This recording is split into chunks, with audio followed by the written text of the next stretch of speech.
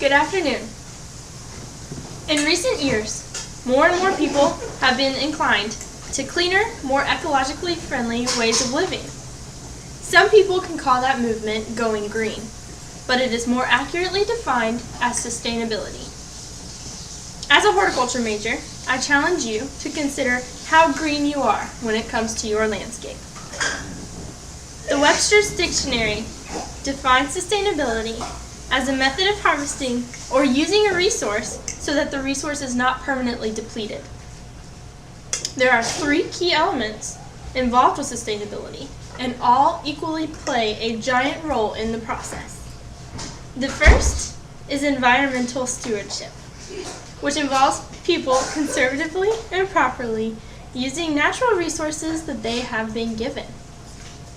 A second and third reason has to do with human resources, and they are profitability and a proper maintenance of the quality of living.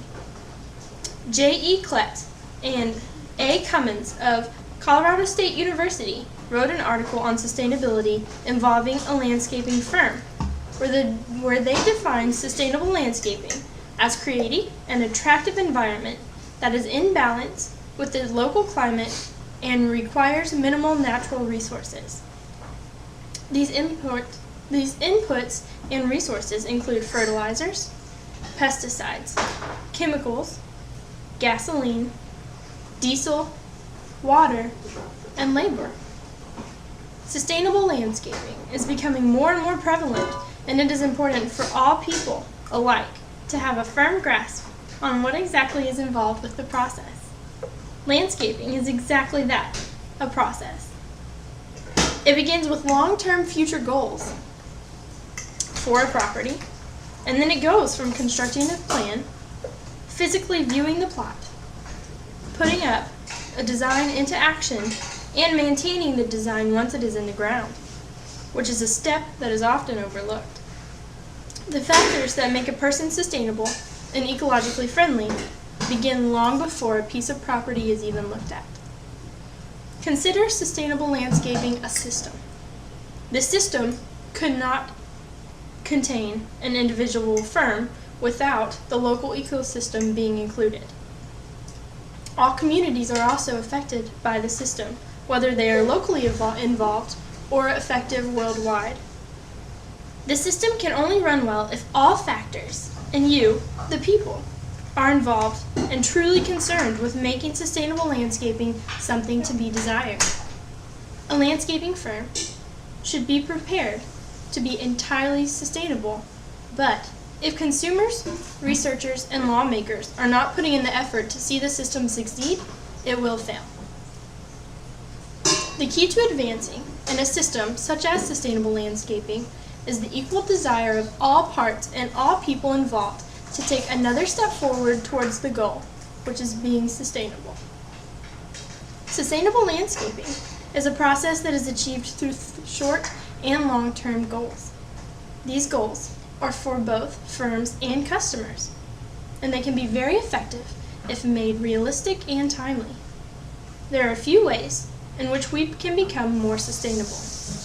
Short-term goals can include installing a compost pile in your backyard, harvesting rainwater from your roof to water your plants,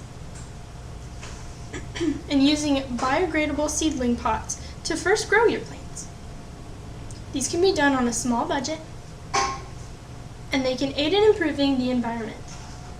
The completion of each short-term goal is successfully taking one more step toward the end goal of sustainable landscaping. Long-term goals are basically short-term goals all gathered together. They could include cultivating a garden that through years of cultivation and small steps becomes more self-sustaining and in need of less water.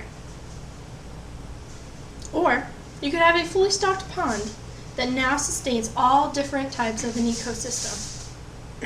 Sustainable landscaping is basically a long-term goal comprised of many ecologically friendly short-term goals that all work together to receive a fully functional system. Landscaping in general has many niches that people can make more sustainable.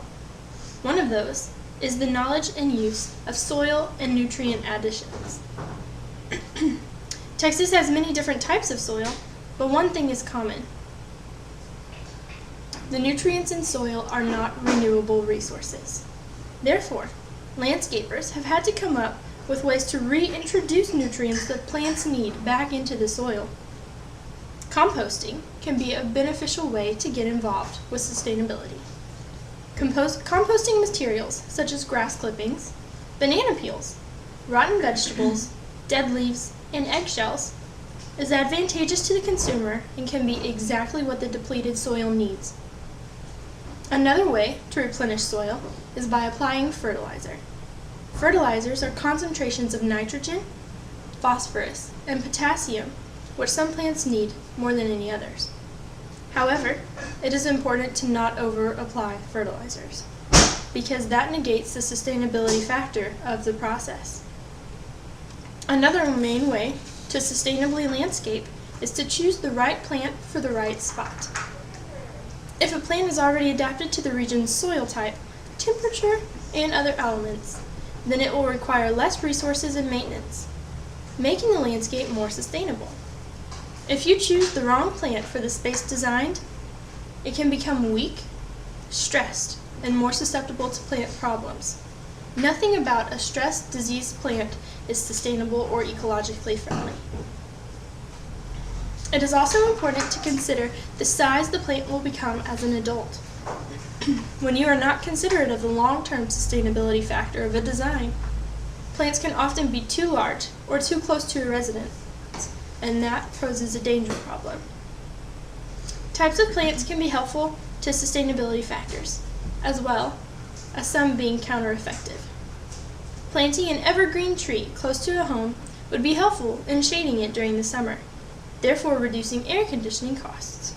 However, the evergreen tree would shade the home in winter as well, not letting sunlight through to warm it. A deciduous tree that sheds its leaves in the winter yet keeps it in the summer would be a better, more sustainable choice for a designer and a person looking to be more ecologically friendly. The same can be said for a home in need of wind blockage.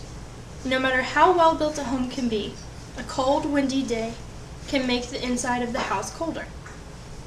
A planting of evergreen trees would be incredibly beneficial for wind blockage.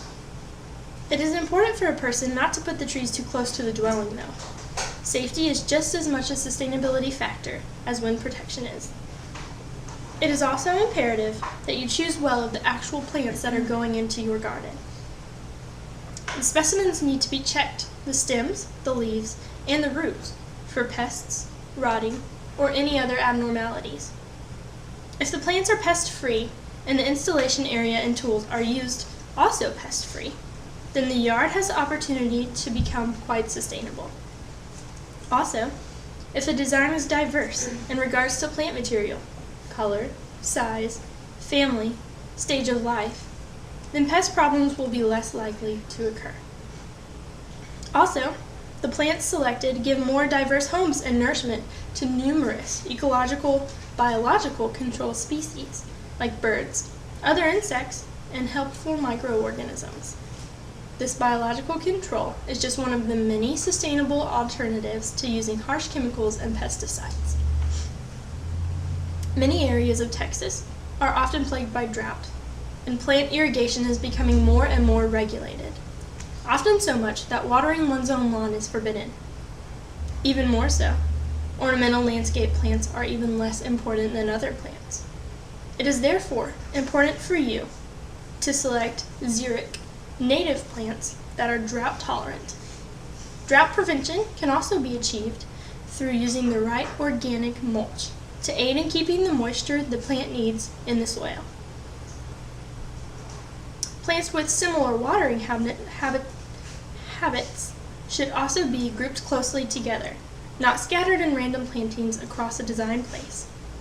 It is also imperative to know how and when to irrigate. Plants native to the harsh Texas weather